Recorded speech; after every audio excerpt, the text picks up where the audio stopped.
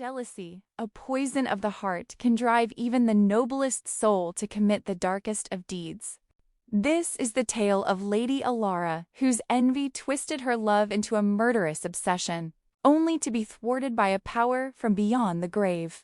At a grand feast celebrating the harvest moon, Lady Elara watched with a cold, calculating heart. Every loving glance shared between Lord Valerius and the radiant Isolde was a fresh wound to her pride. She had loved Valerius for years, believing herself his rightful partner, but he had chosen another. As their laughter echoed through the hall, a venomous resolve solidified within her. In the dead of night, she slipped into the shadowed alleys of the city, finding a clandestine apothecary known for its forbidden wares. There, amidst vials of strange and potent substances, she procured a poison as beautiful as it was deadly, a crystalline liquid that promised a deep, endless slumber. The stage was set at the next royal banquet with practiced subtlety. Elara ensured the poison found its way into Isolde's goblet. Hours later, as the castle slept, a cry rang out. Isolde had collapsed, her breath shallow, her body cold, trapped in a sleep that mimicked death itself. But a crime so vile does not go unseen by the spirits that linger in the world of the living. Back in the seclusion of her private chambers, Elara's victory soured into terror. Whispers, like dry leaves skittering across stone, began to emanate from the walls themselves, coiling around her, speaking of her guilt. Her world started to unravel. Objects moved with a will of their own. Her ornate jewelry box snapped open and shut with a menacing clap.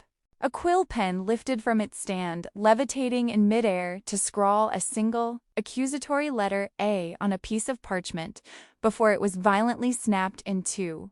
The very book of poisons she had consulted slid from a high shelf, thudding to the floor, and falling open to the exact page detailing the sleeping draught. Her sanity frayed when her own reflection in the mirror flickered, her face momentarily replaced by the gaunt, sorrowful visage of the ghost nurse's legendary spirit said to haunt the castle before. The glass spider-webbed with cracks from an unseen force. Pushed to the brink of madness, Elara finally saw the full, glowing apparition of the nurse standing at the foot of her bed. The spirit's translucent finger pointed not at Elara, but toward the wing where Isolde lay. Elara, in her paranoia, misinterpreted the gesture not as a warning, but as a challenge. The haunting would only end, she believed, when Isolde was truly and irrevocably dead. A tempest raged outside, mirroring the storm in Elara's soul, clutching a vial containing the final, fatal dose of poison. She ran through the wind-swept corridors, her frenzy giving her unnatural speed. She burst into Isolde's dimly lit room, a place of somber vigil, ready to finish what she had started. But as she lunged toward the bed, a blinding flash of spectral light erupted before her, coalescing into the solid form of the ghost nurse who physically blocked her path. The temperature in the room plummeted. The ghost seized Elara's wrist, its touch like ice and fire. In that moment, a torrent of horrifying visions, the secret meeting at the apothecary, the poisoned cup, the wicked satisfaction on Elara's face was telepathically projected into the minds of everyone present, including a newly arrived Lord Valerius. The truth, revealed in its raw and terrible entirety, shattered the silence. Lord Valerius, witnessing the depth of Elara's treachery, recoiled from her in abject horror, his love for her curdling into disgust. The ghost nurse, her duty not yet done, turned her attention to the still form of Isolde. The spirit procured a glowing, ethereal flower that seemed to be woven from moonlight itself.